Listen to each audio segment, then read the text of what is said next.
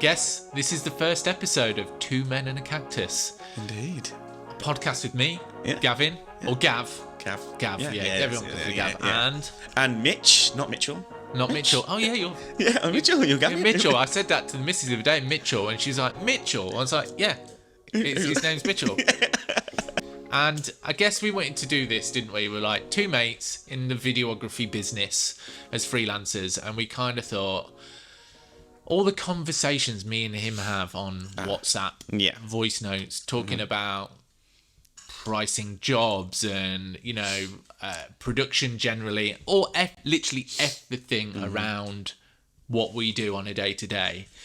And, you know, we learn from each other all the time, and we thought, why not have these conversations on camera? Yeah, definitely. Like, it's a case of we've experienced so much now that I think, you know, we are in a position where we could potentially help other people with it that are either starting out or, do you imagine, other professionals that have still been in it a while, but, you know, kind of not necessarily stuck in a way, but they know their own way of doing things or dealing with it or approaching certain, you know, situations.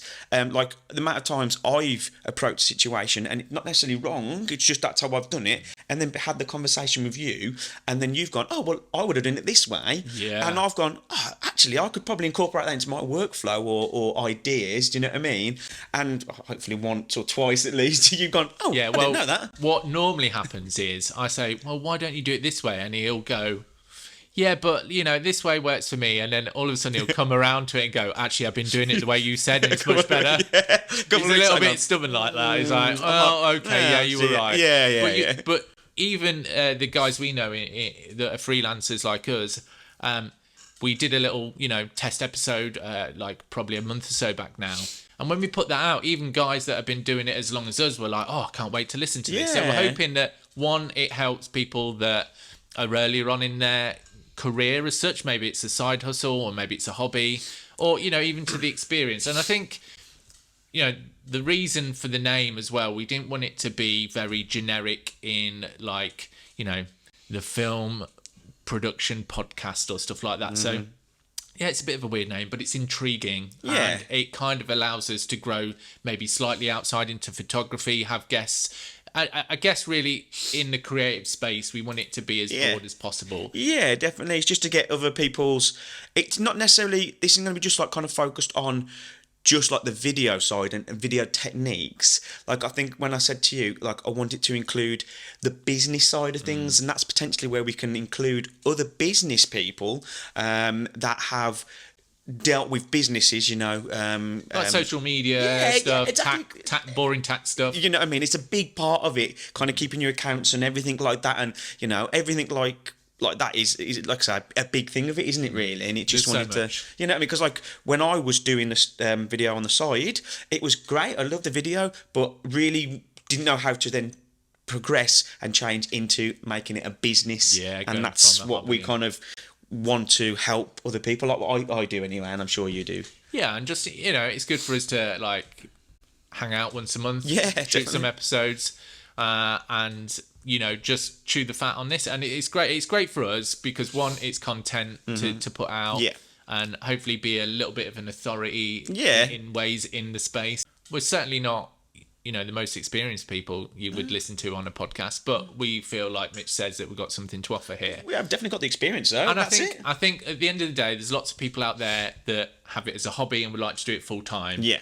You know, you went from being a mechanic in the RAC to going full time. I used to be a truck driver. Yeah. It was a hobby, and I went full time. I've been full time about 5 years now, and you've last year was full time for me, but I've obviously been doing video for, well, you've been doing video a long time, but I did video for about 4 or 5 years, and then last year just happened to be I was put in a position with a client that allowed me. It was like my moment, do you know what I mean, to go full time, and I was like, you know, so it's like a... My moment was a little bit more dramatic. Because I was a truck driver. Just to give you a quick story on what was the straw that broke the camel's back for me to go, right, I'm going to do this properly.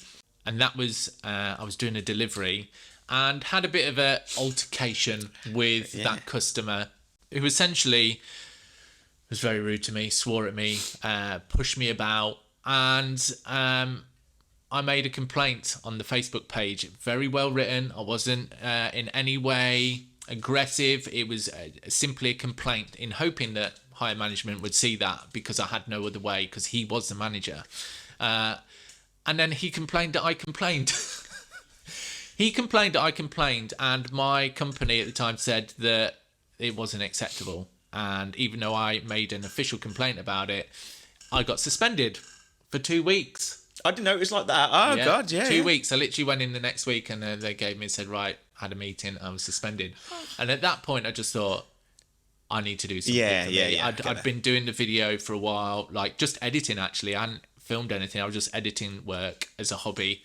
And I just put my head down and quit my job a year later, and it was very satisfying. Yeah.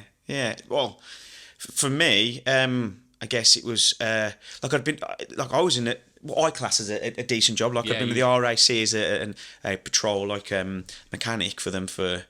I've been with the RAC 15 years, and it kind of set me up from the life that I had now and before then, and it was just like to me, like I'd been doing video and kind of just saw. Well, you showed me the way of life that potentially could be for a good videographer that balances work, life, and stuff well, and the fact that there is that balance there, or at least you kind of think so, and you kind of have the opportunity to have that balance. Yeah, it doesn't always go like that. Sometimes you're doing 14-hour days. Another time you got Monday off and the missus having brunch. Yeah, exactly. Swings and roundabouts. Exactly. And I just came into a position where I was getting busier and busier and busier. Like I was doing 40, 50-hour weeks on my full-time job, as well as doing an extra 20 hours, maybe 25 hours a week with the video side of things. And I just got to the point where I'd been so consistent for 6 months, 12 months, longer than that, when I got offered to go to New York with a client that I'd been developing a relationship with and doing stuff. Regular, wasn't it? Yeah, it was. And like it was like a good paid job. I was like, right, like I won't have the availability if I stay full time to do this job. This is that moment. This is for me was a turning moment. Point. Yeah, tipping point. That's it. Well, I was like, there we go, and I was like, that was it. Great. And literally, I remember having a conversation with my partner, and she was like, "Oh well, fantastic. Is there any other things you can do to like not soften it, but make the turn around a bit easier?" So then I spoke to RAC and said, "Can I potentially do some part-time hours or flexibility?" They said no, and which is fine, but it was like, okay. Sink or swim. Literally, it was fine. Like in my head, I was thinking I was going to be, but no, I was like, okay, that is the moment. And I even remember speaking to my manager or sending an email or how it worked, and just having a bit of a smile on my face, saying, "This is the moment." Do you know what I mean? And then I haven't looked back since. I was super excited for him. Yeah. It's because I just that feeling of that. It's scary, and a lot of people say, "Oh, you're so brave," but I didn't feel like I was being brave. 100%. I just knew. Yeah, exactly that. But that's really good. not saying that you shouldn't feel that it's scary, because it is. Letting go of a guaranteed income is. Yeah, definitely. But on the flip side of that, depending what type of job you leave in, but you can earn a lot more doing what you do. Yeah. You just never clock out. No, unfortunately not. There's but no clocking out time. No, there is not. But at the same time, like, you say it swings and roundabouts, isn't it? And it's just great just to have that, like, life experience from it. It's just, fantastic, I think. It's really good. So what was it for you that got you interested in making videos? Well, I've always been a bit of a techie kind of guy, I've had remote control cars and and I've always liked messing with things that are a little bit techie and stuff like that. And I remember that I've always liked drones started coming around probably about 5, 6, 7 years ago. They started being a bit more across the field, didn't they? Commercial, there we go. Yeah, And I remember I was doing some mountain biking, and I literally looked up in the sky, and there was a drone, and it was I'm sure it was a DJI Phantom. The first big square ones that are like a box. Yeah. And it was a P1, and it had a GoPro on it. And I thought, oh my God, that's wicked. Yeah. And luckily, and then I thought, I'll look into that. And I saw it was quite pricey. But then I'm pretty sure a couple of weeks later, they introduced the Phantom Standard. And it was like a £400 drone. I thought, that's within my budget. And I literally bought it, and I just loved it. I took it like everywhere with me. I even took it on like to Croatia, I think I did, on a holiday or something like that. Yeah. And I just started putting videos out of literally just drone footage, and then I started. I think a friend of mine just got in contact with me and said, "Oh, we could do with some drone footage for our building company." I was like, right. "It's like perfect. Like, yeah, I will do that." And then obviously had to kind of look into getting into my my license and stuff, and that's how it started. And then it kind of someone there was like, "Oh, do you do handheld video?" And I thought, well. No, but at the time I can. But I can. At the time, I'd purchased the what's it, DJI Osmo as well, which was like the handheld version of the first kind of gimbally thing, all built into one, and started doing little things for that, and it just went from there. Then obviously just upgraded equipment, started doing more videos, and that's how I got into it. And what about yourself? How did you do it?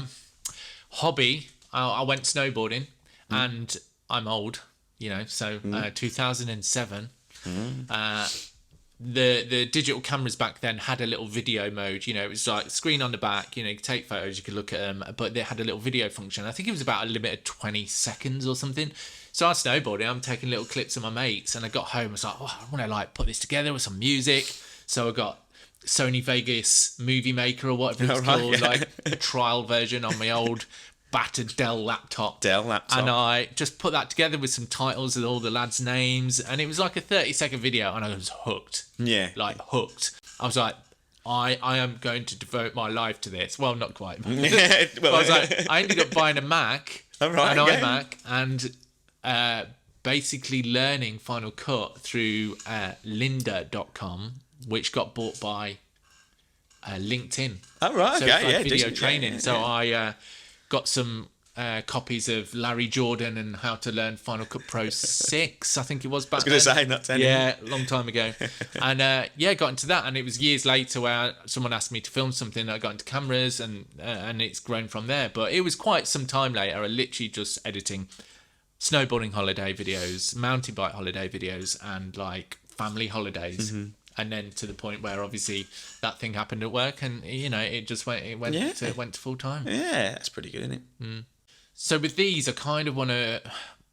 Well, we've discussed this, obviously, not me. I'm not saying I wanted to do this. Is that I kind of, for the first initial at least 4 to 8 episodes, I want them to have some sort of chronological order. So in the next one, I kind of want to talk about hobby to side hustle, how that happened, and how you can essentially get from that point, maybe just the odd paid job, doing free jobs, whatever it may be. So in the next episode, that's what we're going to talk about. Mm-hmm. And we'll just keep these chats, like I say, really informal. Just me and you having a chat. They're my favourite type of podcast. We've got some notes here about what we want to discuss, but essentially they're going to be very relaxed, and hopefully people will come back. They'll be like, you got 3 viewers last month. 3. Damn. At least it's 3 views more than we had before. So that's right. As long as one person has looked at it and gone, oh, actually that's cool. What I mean? And hopefully it is, because again, it's all about our experience, the kind of how we kind of approach certain things, what we did, so that people know. Oh, not that maybe they know what to expect, or kind of that's what's happening to me. If that's what's happening to me, it's happened to them. But relatable, exactly. That was a good thing, And I guess wherever you're either watching or listening to this, if it's of interest, please follow, subscribe. Mm-hmm. What else is there?